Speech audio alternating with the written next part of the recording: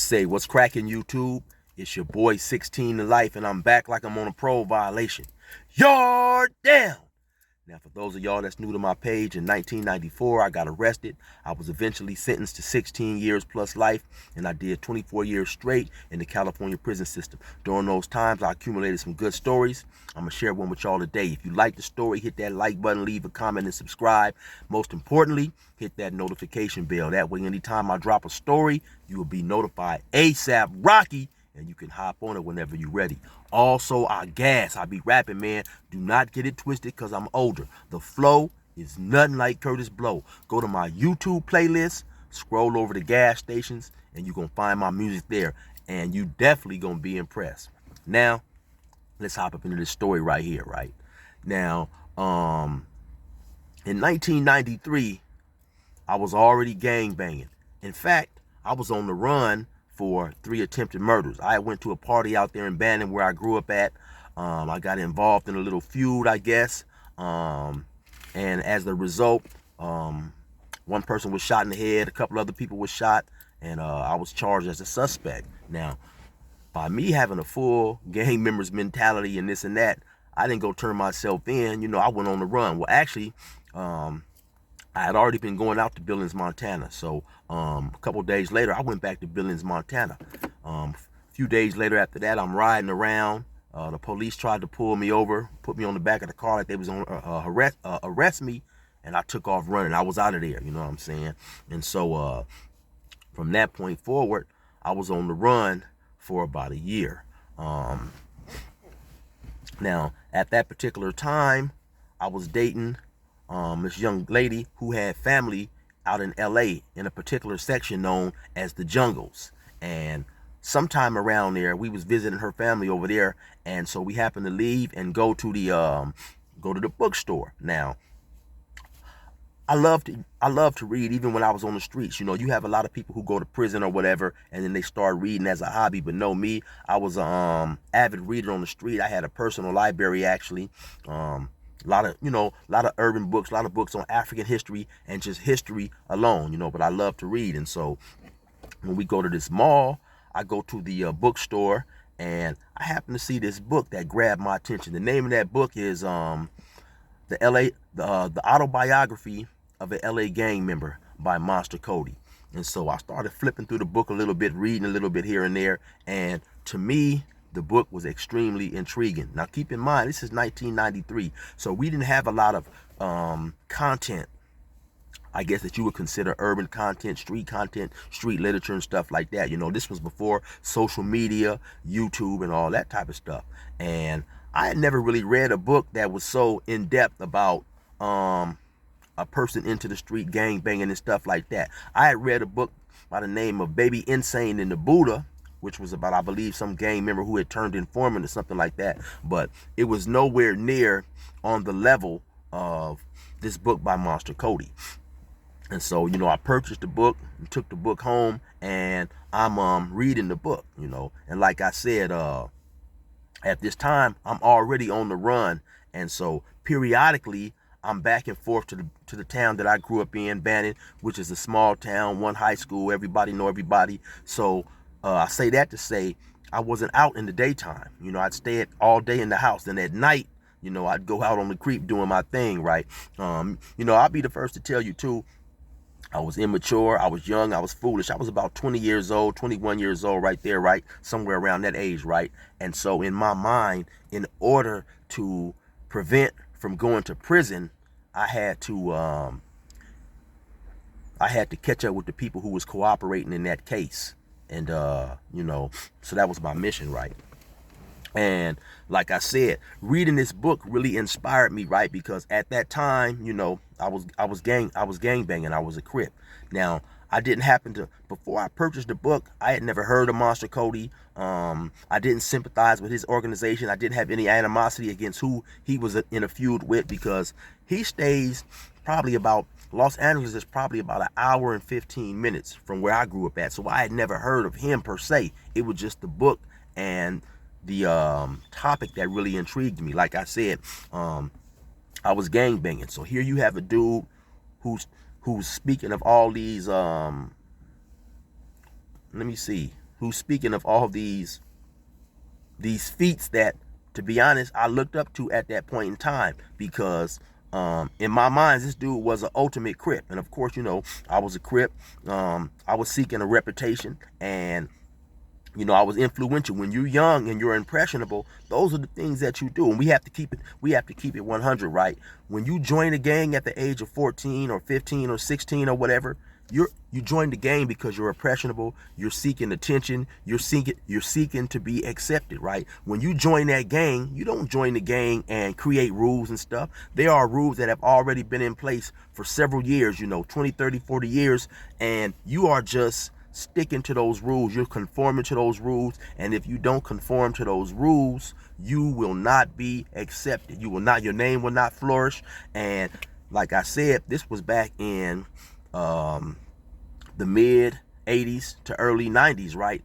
Before the social media, once again, when you didn't have the cars, the fancy jewelry, the rap videos to gain street cred. Back in those days, gaining street cred was what you done in the street, and it was spread through word of mouth, through your reputation, right? And so reading about this dude and his exploits, going on these missions, just really being in California, one of the terms that we use is a line pusher. He was frontlining. He was really out there he was really out there representing what he believed in, whether you guys disagree with it or not. He was sticking to the principles, and reading things like that inspired me, because like I said, that's what I was looking to do. Now, the book impressed me in the same manner. Say you have a young individual, right, and he aspires to be a basketball player, and let's just say that for the sake of this discussion, Stephen Curry is his favorite basketball player. He happens to read a book or see a video about Stephen Curry doing all these phenomenal things in basketball and on the basketball court, and that book is going to inspire him. And so even though the life that I had chose to live in was a negative life, his book inspired me, right? Because in my mind, like I said, this dude is sticking to the principles. He's getting caught. He's making major sacrifices and putting major sacrifices on the line for his hood, And another thing that I really liked about him is he would go on many missions by himself. That was something that, I had done, and his book inspired me to continue to do that, right? I told a story one time. The name of the story is Bats Aren't Just for Baseball, I believe it. And I got a call from my father. I was at home. Long story short, he was at the store, and the owners of the store had jumped him, broke his shoulder. So I went up there. I had a baseball bat. I went behind the store. I talked to a couple of dudes, got more of the story, picked up several bottles, went to the right side of the store. I'm behind the store, and I'm throwing the bottles out there real fast, rapidly, so they're busting and breaking. So then I'm on the right side, so then I go to the other side of the store with the baseball bat. So when the owner of the store comes out and goes to the right to see what's going on, I ran up on him with a baseball bat and ended up busting him upside his head. And so, I always consider myself, a person that's gonna ride, and I don't need 3 or 4 people to give me that courage. Sometimes you have a lot of people who will do things in the company of others that they will not do by themselves. And to me, Monster Kody personified that, And so in my foolishness, of course, and like I said, at the time, I'm already gangbanging. I'm already wanted for 3 attempted murders. But the book just inspired me, and had me intensifying and stepping up my gangbanging even more. Eventually, of course, I got arrested, and by that time, I get charged with another murder. So I'm already on the run for 3 attempted murders. Now I'm also charged with another murder, And so, also in the reading of that book, right, when he talked about going to jail, people being beat up, robbed, raped in jail and stuff like that, to keep it 100, as I always do, reading stuff like that to me was terrifying. Absolutely terrifying, It was some treacherous things going on in that book in the LA County Jail, and yet and still, it still did not deter me from doing my thing, because I had, even though no one wants to go to jail, I had a good feeling that I was going to go to jail, and go to prison for a long time. And so that is another thing that played a big part into my mind state. I'm going to prison, you know what I'm saying? So I'm out here doing what I'm doing, and it's gonna be what it's gonna be. So eventually I got sentenced to 16 years plus life, and later on in my journey of being incarcerated, I ran across several people that he mentioned in that book. Now, to me, that was just surreal, because I had read that book several times before I got incarcerated, and then I read it several times again once I was incarcerated, when, you might run across a person who had some books in his cell and stuff like that. To me, that book has always been one of my favorite reads, and to eventually run across some of the people he mentioned in that book, it was almost surreal. He mentions a couple of his friends and just names in the book, period. And like I said, during time, you will eventually, hear about some of these dudes due to their penitentiary exploits, or some of them have really well-known reputations from the street. And just to encounter some of those people in prison, for me, was like surreal. Like, damn, I can't believe this is the dude that was in that Monster Kody book. I'm sure some people are interested in some of the people that I did run across. I ran across, he mentions a dude in the book by the name of Huckabuck. I ran across Huckabuck, Baby Spike, Joker, Lunatic Frank is a dude who happened to be one of the people he was beefing with on the streets at the time, who was from an opposing hood, who later on, when they was both incarcerated, they had became cool, and he had actually taught him Swahili in the shoot.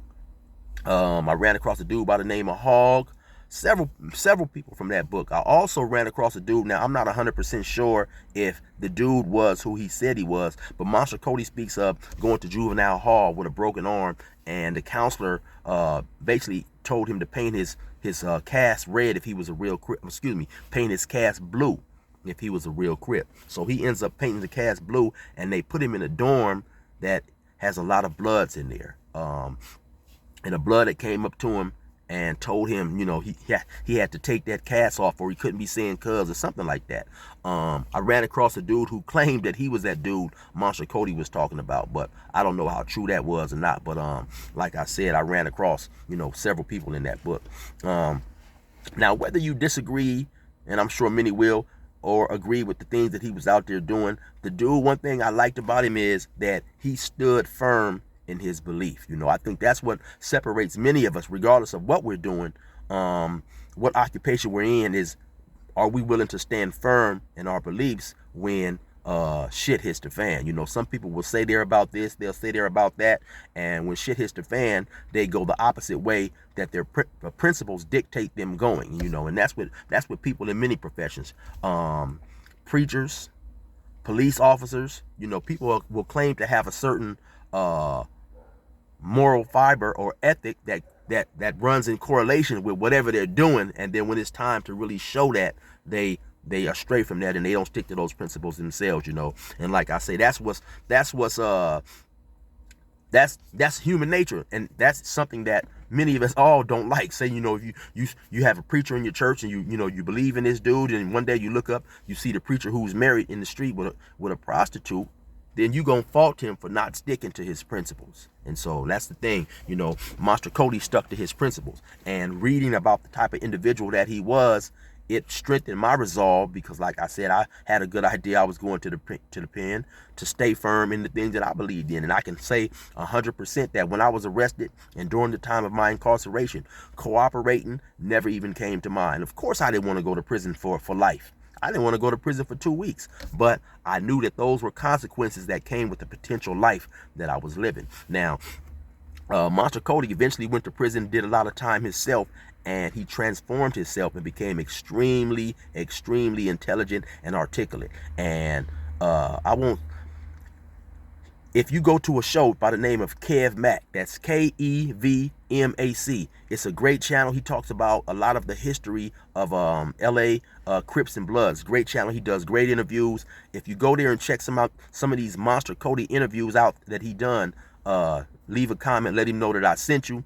But in those interviews, it's phenomenal in my opinion the way that Monster Kody went to prison and transformed himself. You know, he speaks in that book, I believe, where he dropped out of school in the 6th or the 7th grade. But he went to prison, educated himself, and became extremely intelligent and articulate. And I won't say that he's one of the most intelligent Crips that I've ever seen in an interview. He's one of the most intelligent people I've ever seen in an interview, period. And so you guys be sure to go check them interviews out on Kev Mack, man. The dude is extremely articulate, and whether you agree or disagree with what he was doing on the streets, you know, his change is phenomenal, man.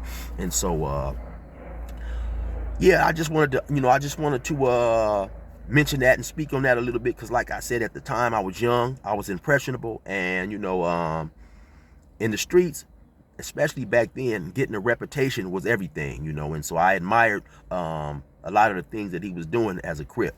Anyway, you already know what it is. It's your boy 16 to life. Resume normal program.